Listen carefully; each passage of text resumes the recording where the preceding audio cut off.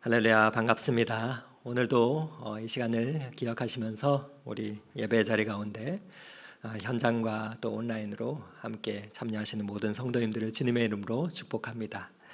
이 시간에도 하나님께서 우리에게 그 충만한 은혜와 새 힘을 또한 주시기를 간절히 소망합니다. 오늘 하나님께서 우리에게 주신 말씀 함께 볼 텐데요. 오늘 우리에게 주시는 하나님 말씀은 베드로후서 3장 1절에서 9절의 말씀입니다. 베드로후서 3장 1절에서 9절의 말씀을 저와 여러분이 함께 교독하도록 하겠습니다. 베드로후서 3장 1절에서 9절 말씀을 저와 여러분이 교독하겠습니다. 사랑하는 자들아, 내가 이제 이 둘째 편지를 너희에게 쓰노니 이 두 편지로 너희의 진실한 마음을 일깨워 생각나게 하여 예언한 말씀과 주되신 구주께서 너희의 사도들로 말미암아 명하신 것을 기억하게 하라 하노라. 먼저 이것을 알지니 말세에 조롱하는 자들이 와서 자기의 정욕을 따라 행하며 조롱하여 이르되 주께서 강림하신다는 약속이 어디 있느냐? 조상들이 잔 후로부터 만물이 처음 창조될 때와 같이 그냥 있다 하니 이는 하늘이 옛적부터 있는 것과 땅이 물에서 나와 물로 성립된 것도 하나님의 말씀으로 된 것을 그들이 일부러 잊으려 함이로다. 이로 말미암아 그때 세상은 물이 넘침으로 멸망하였으되 이제 하늘과 땅은 그 동일한 말씀으로 불사르기 위하여 보호하신 바 되어 경건하지 아니한 사람들의 심판과 멸망의 날까지 보존하여 두신 것이니라. 사랑하는 자들아, 주께는 하루가 천년 같고 천년이 하루 같다는 이 한 가지를 잊지 말라. 함께 읽겠습니다. 주의 약속은 어떤 이들이 더디다고 생각한 것 같이 더딘 것이 아니라 오직 주께서 너희를 대하사 오래 참으사 아무도 멸망하지 아니하고 다 회개하기에 이르기를 원하시느니라. 아멘. 우리가 함께 우리 베드로 전후서를 묵상하며 은혜를 계속해서 나누고 있습니다. 사도 베드로의 그 편지가 거의 다 맞춰가고 있는데요. 로마의 핍박이 더욱 심해지는 그 상황 가운데서 교회의 안팎의 엄중한 그 시간들 속에 사도 베드로는 자신의 순교를 직감하면서 반드시 기억해야 할 그 소중한 것들을 성도들과 함께 유언처럼 나누고 있습니다. 오늘 본문에서는 이 베드로가 왜 두 편지를 썼는지 그 목적이 나옵니다. 첫 번째 편지였던 베드로전서는 주로 외적인 그 핍박 가운데서 꿋꿋이 산소망을 가지며 살아갈 것을 강조했다라고 말씀을 드렸다면, 두 번째 편지인 베드로후서는 그 외적인 환난뿐만이 아니라 교회 안에서도 내적으로 부패한 자들이 일어나며 거짓 선지자들과의 이단들을 경고하면서 멀리하도록 성도들에게 그 신앙의 본질에 대해서 일깨워주고 있는 말씀입니다. 특별히 말씀을 통해서 명하신 것을 우리가 기억할 때 무엇보다도 영광스러운 제사장들로서 그 직무를 감당할 때 하나님의 성품을 가진 자들로서 그렇게 살아가야 한다라고 권면해 줍니다. 그러면서 지난 시간에 보았던 베드로후서 2장은 특별히 이단과 거짓 선지자들의 그 가르침에 빠지지 말고 그 이단의 현상에 대해서 경고하면서 성도들에게 경각심을 불러일으켜주고 있습니다. 이어지는 오늘의 본문을 살펴보면서 또한 오늘도 그 진리의 말씀을 다시금 우리의 심령 가운데, 영혼 가운데 새기는 시간이 되기를 소망합니다. 오늘 1절, 2절 말씀을 제가 다시 한번 읽어드리겠습니다. 사랑하는 자들아, 내가 이제 이 둘째 편지를 너희에게 쓰노니 이 두 편지로 너희의 진실한 마음을 일깨워 생각나게 하여 곧 거룩한 선지자들이 예언한 말씀과 주되신 구주께서 너희 사도들로 말미암아 명하신 것을 기억하게 하려 하노라. 베드로후서가 쓰일 당시에 그 신앙 공동체는 거짓된 가르침과 선지자들의 영향력으로 인해 그 신앙의 본질을 계속해서 잃어가고 있는 시기였습니다. 그러한 성도들을 바라보면서 안타까운 마음으로 베드로는 이 편지를 전해주고 있죠. 그러면서 그가 전한 충고가 무엇인가 함께 보니 그 선지자와 사도들이 전했던 그 말씀을 잊지 말고 기억하라라는 것입니다. 어쩌면 너무나도 단순한 권면일지 모르겠습니다. 그러나 그때나 2000년 전이나 지금 오늘날을 교회를 볼 때 그 믿음의 본질을 망각하는 그 모습들을 종종 발견하게 됩니다. 그러한 때에 교회가 어떻게 다시 일어설 수 있겠습니까? 그러한 때에 교회는 어떠해야 합니까? 사도 베드로는 다른 비결이 없다라고 말합니다. 오직 더욱 하나님의 말씀을 기억하며 또 경청하고 또 그 말씀을 따라서 실천하는 그러한 공동체가 될 것이다 라고 권면하고 있는 것입니다. 그때 교회는 본질을 찾게 되고 또 건강하게 되며 또 사회에 대해서 조금씩 그 영향을 미치며 사회는 바꿔가고 변화되어 갈 것이기 때문에 그렇지요. 그 사도 베드로가 그렇게 확신하며 선포한 그 메시지가 오늘 무엇일까요? 그 말씀을 한번 생각해 보기 원하는데요. 오늘 본문에서 사도 베드로는 지난 베드로후서 2장에 이어서 거짓 교사들의 가르치는 내용에 대해 언급하면서 계속해서 반박을 하고 있습니다. 그 메시지가 무엇인가? 3절 4절 말씀을 제가 읽어드립니다. 먼저 이것들을 알지니 말세에 조롱하는 자들이 와서 자기의 정욕을 따라 행하며 조롱하며 이르되 주께서 강림하신다는 약속이 어디 있느냐? 조상들이 잔 후로부터 만물이 처음 창조될 때와 같이 그냥 있다 하니. 예수님께서 승천하시고 난지 그리고 복음이 이 땅에 전해지고 교회가 세워진 지 불과 100여 년의 시간이 안 된 시기에 교회는 예수님의 재림에 대해서 의심을 하기 시작합니다. 그때 성도들을 의심과 또 불신으로 조장하는 그 세력들이 있었는데 그들이 바로 오늘 베드로후서 본문에 등장하는 거짓 교사들입니다. 재림을 기다리던 성도들이 하나 둘 죽기 시작하자 이 거짓 교사들은 그리스도의 재림을 사기극으로 치부하며 성도들을 유혹합니다. 재림이 없으니 심판도 없을 것이다 또한 속이면서 속삭입니다. 그러면서 자신들의 정욕을 채우기 위해 교회를 유혹하고 이용하고 또 공경합니다. 2000년 전이나 오늘날은 또 어떻습니까? 아마 오늘날도 믿지 않는 사람들에게 예수님에 대해서 또 예수님의 재림에 대해서 말한다면 많은 사람들이 우리를 불쌍한 눈으로 보며 참 이단이나 사이비에 빠졌다 손가락할지도 모르겠습니다. 어떻게 하루아침에 세상이 멸망하냐라고 말하면서 말도 안 되는 소리다라고 할 것입니다. 그러면서 우리를 훈계하며 조롱할 것입니다.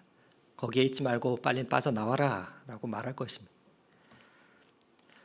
그런데 이러한 세상의 생각은 우리에게도 알게 모르게 영향을 미쳐서 우리도 교회 안에서조차도 주님의 재림에 대해서 생각하지 않고 종종 이야기하지 않는 것을 발견하게 됩니다.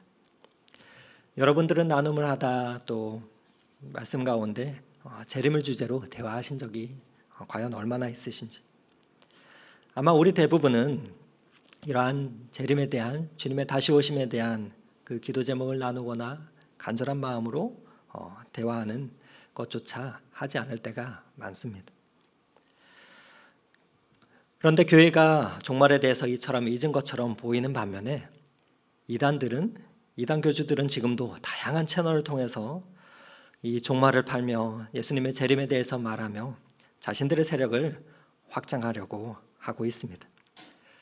그리고 그 이단의 신도들은 그 종말에 대한 확신을 가지고 그들의 삶을 또 그들의 모든 것을 포기하기도 하는 것을 보게 됩니다. 안타까운 점은 그렇게 믿었던 그 종말이 또 교주들이 이야기했던 그 말들이 단지 그 교제의 거짓된 사리사욕을 위한 사기극이라는 것이 밝혀져도 이단에 빠져있던 신도들은 그 집단을 이탈하기보다는 또 다른 종말을 기다리는 공동체로 가거나 또 그 종말을 기다리는 것을 바라보게 됩니다. 종말론을 흔히들 얘기할 때 크게 두 가지로 분류하며 이야기합니다. 하나는 특정한 때의 종말을 주장하는 시한부 종말론이 있습니다.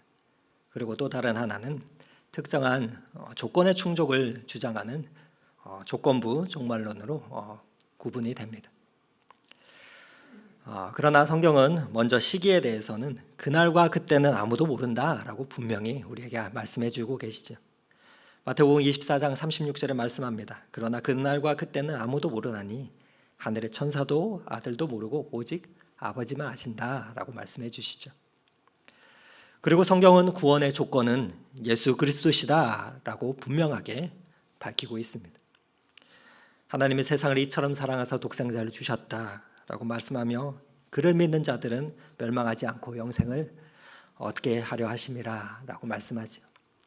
그런데 14만 4천 명이니 하는 그러한 배타적인 구원의 주장이 나올 때마다 많은 연약한 성도들은 미혹을 경험하는 것을 보게 됩니다.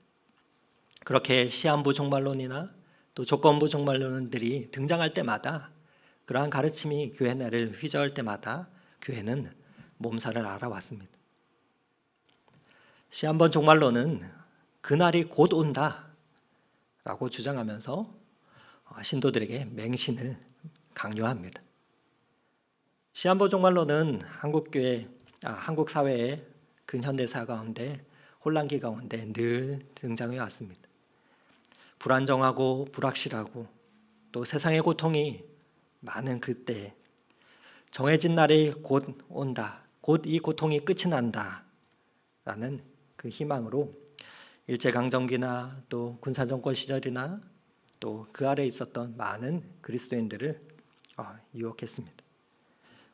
고난의 시간을 보내는 동안 어떠한 문제도 해결해 주지 못하는 그런 아무런 대안을 제시하지 못하는 것 같은 보이는 그런 교회들에 대해 임박한 종말론과 또 회복을 내세워서 다가오는 이단들을 교회는 막아내는 것이 또 쉽지 않았습니다. 시한부 종말론이 그랬다면 조건부 종말론은 어땠을까요? 조건부 종말론은 그날이 오면 일어날 일들을 선전합니다. 그러면서 신도들에게 맹종을 강요합니다. 한 단체는 이 요한계시록의 14만 4천 명이 바로 자신들이다라고 주장합니다. 그러면서 자신들의 수가 이 수에 이르면 놀라운 일들이 일어나게 된다라고 가르쳤죠.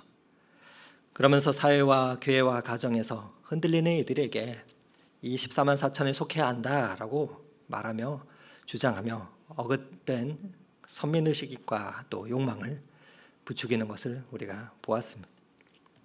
예를 들어 이런 것이죠. 자신들의 신도수가 14만 4천에 이르면 하나는 영원히 죽지 않은 일이 육체의 영생이 일어난다. 또 자신들이 세상을 다스리는 왕같이 된다라고 주장을 합니다. 육체의 영생을 얻고 또 세상의 주인이 된다는 그 말에 가정이나 직장이나 또 학업도 포기하고 또 그 단체에 인생을 거는 수많은 영혼들을 보고 있습니다. 심지어는 그들의 앞길을 막는 가족이 있다면 그 가족까지도 가족을 위한다는 명분으로 포기하도록 하는 그 결정을 서슴지 않는 것을 우리는 오늘날 보고 있습니다. 그러나 복음은 가정과 직장과 또 우리의 학업을 포기하도록 하지 않습니다. 오히려 매일의 우리의 삶을 성실하게 살아갈 수 있도록 도와주는 성도들의 영적인 에너지가 됩니다. 우리가 사랑하는 이들을 소망 가운데서 하나님께 먼저 보낼 수 있는 비결이 무엇입니까? 바로 이 종말과 부활의 소망이 있기 때문에 그렇지요.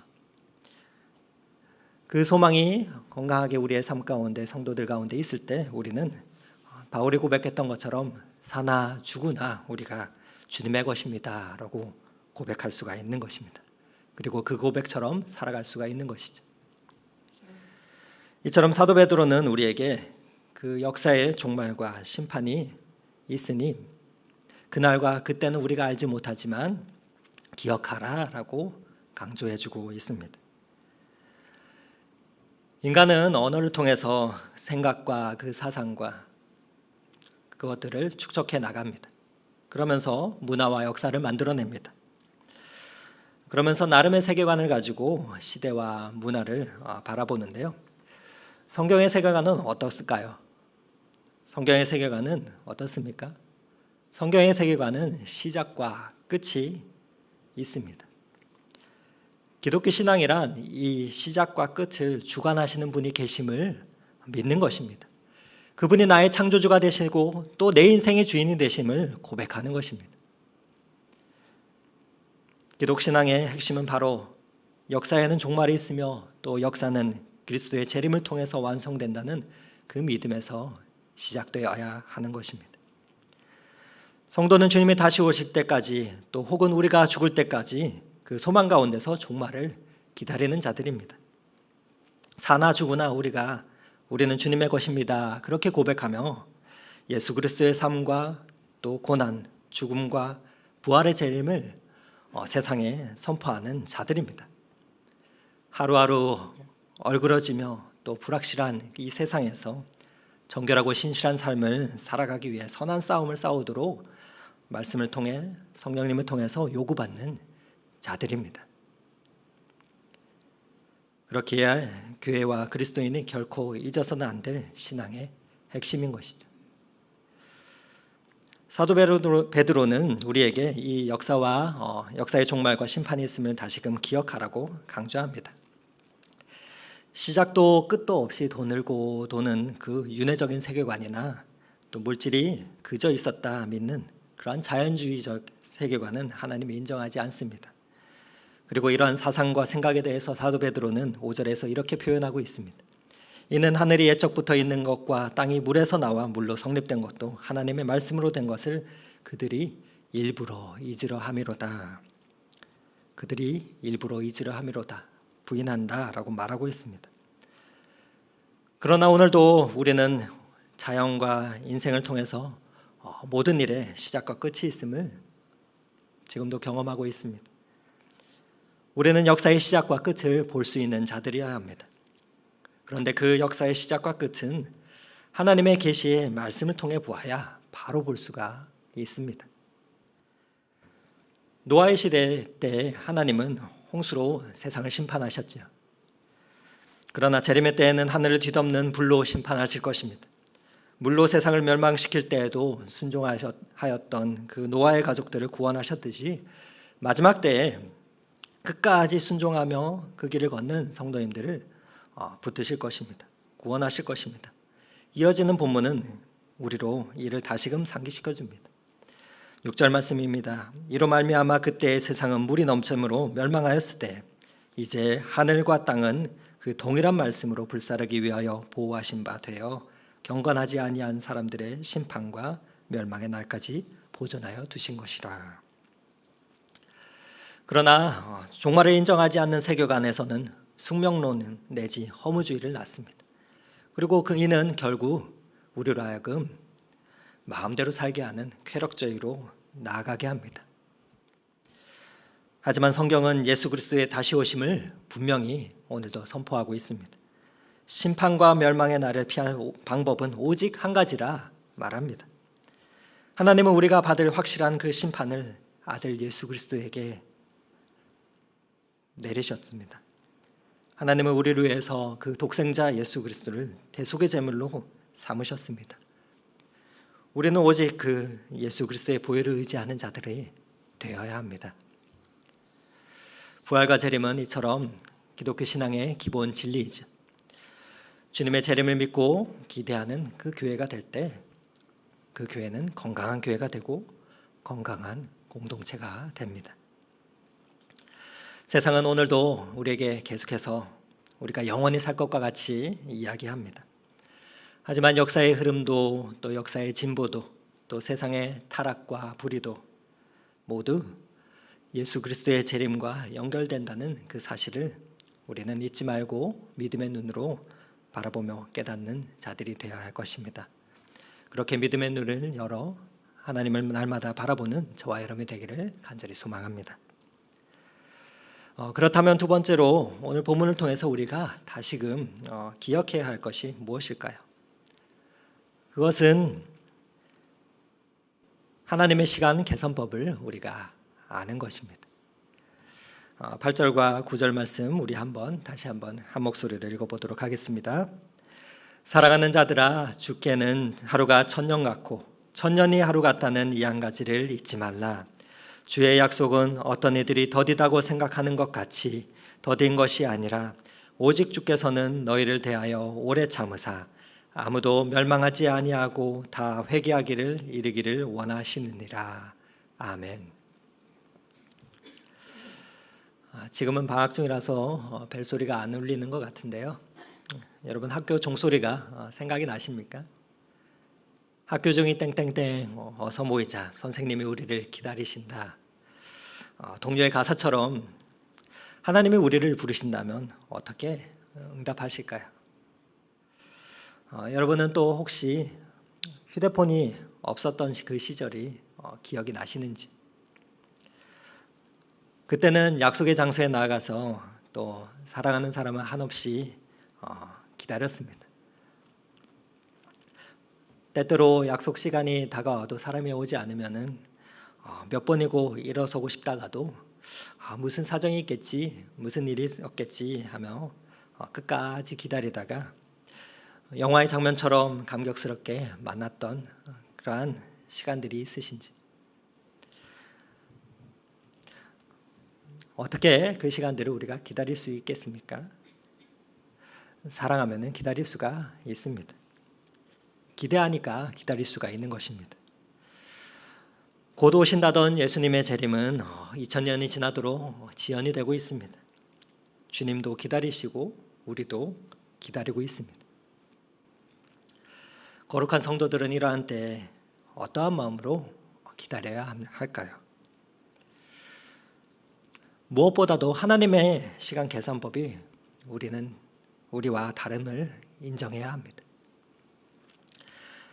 하루에 하루씩 더하여 천년이 되는 우리 계산법과 달리 하나님의 시간표는 천년을 단 하루처럼 여기며 그렇게 여기기도 하시고 또 하루를 천년처럼 참으시기도 하십니다. 시계가 아니라 사건으로 시간을 계산하십니다. 그것이 바로 하나님의 시간입니다. 카이로스의 시간입니다. 곧 오시겠다는 예수님의 재림이 계속해서 연기되고 있습니다. 주님은 2000년을 이틀처럼 여기실 수도 있습니다. 그런데 길어야 100년인 우리의 인생들이 어떻게 그 시간들을 기다릴 수가 있을까요? 우리는 하루하루 그 시간들을 보내며 하루하루를 천년처럼 간절히 기다리시는 그 주님의 마음을 읽을 수 있어야 합니다. 그 마음이 어떠한 마음입니까? 바로 사랑의 마음입니다. 주님은 주님의 백성들이 회개하여 돌이켜 멸망에 이르지 않고 하나님의 영광에 속히 돌아오기를 간절히 기다리시는 그 마음을 품고 있으시다라고 사도 베드로는 우리에게 말씀해 주고 있습니다. 그 주님의 마음을 조금 더 깊이 알기 위해 우리는 성경에서 언급하는 그 시간의 개념에 대해서 조금 생각해 보면 좋겠습니다. 전도서 3장에 보면은 하나님께서 지으신 이 모든 일에 대해 말씀을 하며 시간에 대해서 언급합니다. 그러면서 모든 일에 때가 있다라는 사실을 우리에게 강조하며 알려주죠. 그러면서 하나님의 영원성과 인간의 유한함을 대조하면서 보여줍니다. 우리가 삶을 살아갈 때 하나님의 뜻을 분별하고 아는 것이 중요하죠. 그러나 하나님의 뜻과 함께 또 분별해야 될 것이 하나 있다면 그것은 바로 하나님의 시간입니다. 바꾸어 말해 하나님의 때이죠. 하나님은 때를 따라 역사하시기 때문입니다. 성숙한 그리스도인은 이 하나님의 뜻과 그 시간을 잘 분별하는 자들입니다. 성경을 보면은 하나님께서는 이스라엘 백성을 부르십니다. 특별히 이스라엘 백성을 애굽에서 탈출시키면서 광야로 데려가십니다. 그리고 광야를 거쳐서 가나안 땅에 이르게 하시죠. 그런데 그 과정을 보면은 그 과정의 때를 따라서 그들의 먹을 것이 바뀌는 것을 보게 됩니다. 애굽에서는 애굽의 양식을 먹었습니다. 그런데 광야로 나오고는 하나님께서 하늘의 만나와 메추라기를 주셨습니다. 그것을 먹으며 광야를 통과하고 이스라엘 백성들이 가나안 땅에 이르렀을 때 가나안 땅에 들어가서는 그 땅의 소산을 먹게 하십니다. 가나안 땅에 들어왔을 때 아침마다 하늘에서 내리던 그 메추라기와 만나가 그치는 것을 성경을 통해서 보게 됩니다. 이스라엘 민족이 가나안 땅에 도착하니 새로운 시대가 열렸던 것이죠. 그 과정 가운데 지도자는 또 어떻게 바뀝니까? 모세에서 여호수아로 지도자가 바뀝니다. 이스라엘 민족이 애굽 땅에 있을 때는 그들이 노예였죠. 종이었습니다. 그러나 가나안 땅에 들어오면서 그들은 세계에 뛰어난 민족이 됩니다. 여호수아의 경우도 때를 따라서 그 역할들이 바뀌는 것을 우리는 성경을 통해서 보게 됩니다. 여호수아가 광야에서 생활하는 동안은 모세의 시종으로 모세와 함께 그 40년을 보내게 됩니다. 모세를 섬기며 2인자로서의 그 역할들을 잘 감당했던 것을 우리가 봅니다. 그런데 하나님은 모세가 죽은 후에 여호수아를 이스라엘 백성의 지도자로 세우시죠.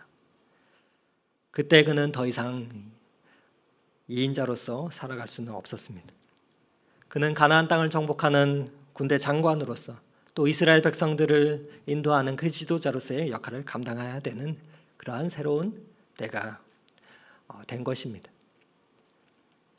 그런데 그 모든 과정들을 우리가 보면서 기억할 사실은 여호수아의 리더십을 발휘하기까지 그 여호수아는 오랜 시간을 기다렸다는 사실을 잊지 말아야 합니다. 하나님께서는 그렇게 여호수아를 당장 지도자로 세우지 아니하시고 오랫동안 기다리게 하신 후에 때가 찼을 때 그를 리더로서 세우신 것을 바라보게 됩니다. 이런 과정들처럼 성경에는 때와 즉 시간의 의미를 잘 보여주는 구절이 있는데 바로 갈라디아서 4장 4절 말씀입니다. 때가 참에 하나님이 그 아들을 보내사 여자에게 나게 하시고 율법 아래 나게 하셨다라는 말씀이 나옵니다. 여기서 사용된 이 때라는 헬라어 단어를 우리가 한번 살펴보면 좋을 것 같습니다. 보통 성경에서는 시간을 설명할 때 크로노스와 카이로스로 그 시간으로 설명을 많이 합니다. 첫 번째 때가라고 나오는 여기서 쓰이는 헬라어 단어는 크로노스의 시간입니다. 바로 일상의 시간이자 또 평범한 절대적인 그 시간을 말합니다. 그러면 두 번째 시간은 어떤 시간입니까? 카이로스의 시간입니다. 마가복음 1장 15절에 등장하는 때가 찼고 하나님의 나라가 가까이 왔으니 회개하고 복음을 믿으라 할 때 말씀하는 카이로스의 시간입니다. 그 시간은 기회이자 또 하나님의 특별한 시간이자 상대적인 시간입니다. 그런데 하나님의 타이밍을 포착하라라는 책의 저자인 더치 목사님은 한 가지 시간을 덧붙여서 우리에게 설명해 주는 것을 보게 됩니다. 바로 플레루의 시간입니다. 플레루. 갈라디아서 4장 4절에 때가 참에 했을 때 참에 사용되는 그 헬라어 단어인데요. 이 시간은 완성의 시간입니다. 성취의 시간이자 열매 맺는 시간입니다. 충만한 회복의 시간을 말합니다. 이 플레루의 시간은 때라고 표현된 그 크로노스 뒤에 이어집니다. 한마디로 카이로스의 그 때가 왔다 할지라도 그 때가 충분하게 차지 않으면 열매를 맺을 수 없다라는 의미입니다. 이 세 가지의 시제는 여인이 아이를 잉태하고 출산하는 과정을 비유를 통해서 우리가 좀 잘 이해할 수가 있습니다. 한 가정의 여인이 아이를 잉태합니다. 그러면은 한 10달 동안 시간을 보내지요. 10달 동안의 아주 긴 나날들을 보냅니다. 아이를 위해서 태교도 하고 기도도 하고 또 좋은 생각과 좋은 것들을 먹으며 잉태한 그 생명을 보듬죠. 이 기간이 바로 크로노스의 시간입니다. 이 기간은 기다리는 기간입니다. 그런데 그 10달이 지나면 출산의 때가 임박하게 됩니다. 출산의 때 바로 이때가 카이로스의 시간입니다. 새로운 때이죠. 아이를 출산하는 때가 온 것입니다. 새 생명을 낳고 만나는 그 시간입니다. 카이로스의 시간입니다. 그렇지만 아직 아이를 낳은 것은 아닙니다. 안심해서는 안 되는 시간입니다. 왜냐하면 카이로스의 시간은 그 시간이 임했다 해서 아이를 건강하게 출산하는 것이 아니기 때문입니다. 어떤 경우에는 출산하는 그 과정에서 어려움을 겪기도 합니다. 현대의학이 발달해서 요즘은 많은 의료사고가 줄었다고는 하지만 오늘이나 또 예전에는 그 의학이 발달하기 전에는 이 출산할 때는 위기의 순간입니다. 그때 필요한 것이 무엇입니까? 바로 은혜이죠. 근데 그 카이로스의 시간의 때까지, 그 때가 온전히 차는 그 시간까지, 그 시간을 말할 때 플레루의 시간이다라고 표현을 합니다. 즉 때가 차면서 아이가 나오기 좋게 아이가 자리를 잡아야 되고, 또 산모에게는 특별한 힘이 주어지는 그 은혜가 임해야 되고, 또 그 시간들이 꽉 10달이 찼을 때 그때서야 비로소 생명이 태어나기 때문입니다. 그러면서 그 생명이 태어나는 기쁨이 충만한 새로운 역사가 시작되는 그 순간, 새로운 시대가 열리는 것이죠. 우리는 이 과정을 통해서 크로노스와 카이로스 또 플레루의 그 시간들이 모두 연결되어 있다는 것을 발견하게 됩니다. 자연을 바라보면 사계절이 흘러갑니다. 또 그리고 우리의 인생을 바라볼 때도 인생의 사계절이 인생의 시간을 따라서 흘러갑니다. 그 순간순간마다 우리는 각종 때를 분별하면서 하나님의 시간이 그 순간 가운데 연결되어 있음을 우리는 알아야 합니다. 그 시간이 이어져 있다는 것을 우리가 알 때 우리는 8절의 말씀처럼 하루를 천년같이 또 천년을 하루같이 기다리시는, 인내하시는 그 하나님을 우리가 마주하게 되는 것이죠. 성도는 이러한 하나님의 시간표를 바라보면서 주님의 마음으로 천년을 하루같이 또한 기다리는 자들입니다. 우리가 그 기다림 가운데서, 그 길에서 혼돈에 빠지는 많은 이유는 그 하나님의 시간표를 우리 자신의 시간표에 끼워 맞추려고 하기 때문에 그렇습니다.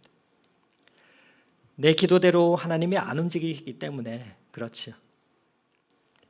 여러분, 새해가 올해도 시작된 지 벌써 얼마 되지 않은 것 같은데 둘째 달이 시작되었습니다.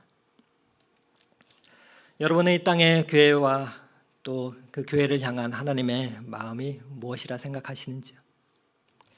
오늘 본문은 인내의 하나님께서 인류의 백신이 되시는 그리스도를 모든 사람들이 다 만나기를 원하시고 또 아무도 멸망하지 않기를 원하셔서 기다리시는 분이심을 보여주고 있습니다. 코로나로 고통 속에 있는 이 세상은 그 치료제와 백신을 기다립니다. 분명히 시간이 지나고 때가 차면 코로나로부터 자유한 그 시간이 분명히 올 것입니다. 그러나 이 시기를 통과하면서 믿음의 본질을 망각한 교회를 향해서 세상은 이렇게 묻습니다.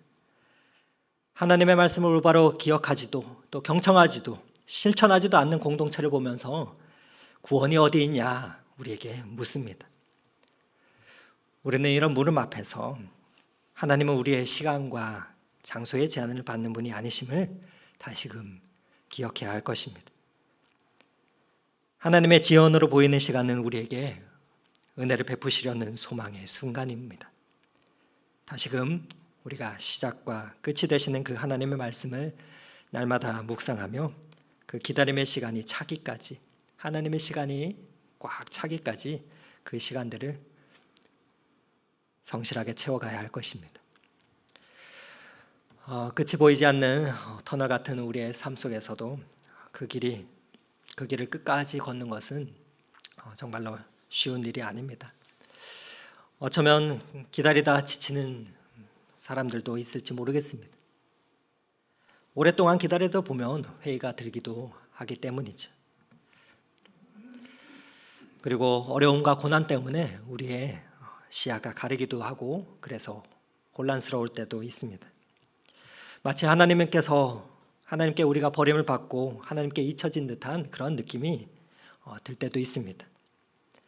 하지만 그 시간 가운데 긴 인내의 시간을 잘 통과한 사람들에게 하나님은 놀라운 일들을 이루신다 말씀합니다. 이사야서 30장 18절에 우리에게 말씀해 주십니다. 여호와께서 기다리시나니 이는 너희에게 은혜를 베풀려 하시며 일어나시리니 이는 너희를 긍휼히 여기려 하심이라. 대저 여호와는 정의의 하나님이시라. 그를 기다리는 자마다 복이 있도다.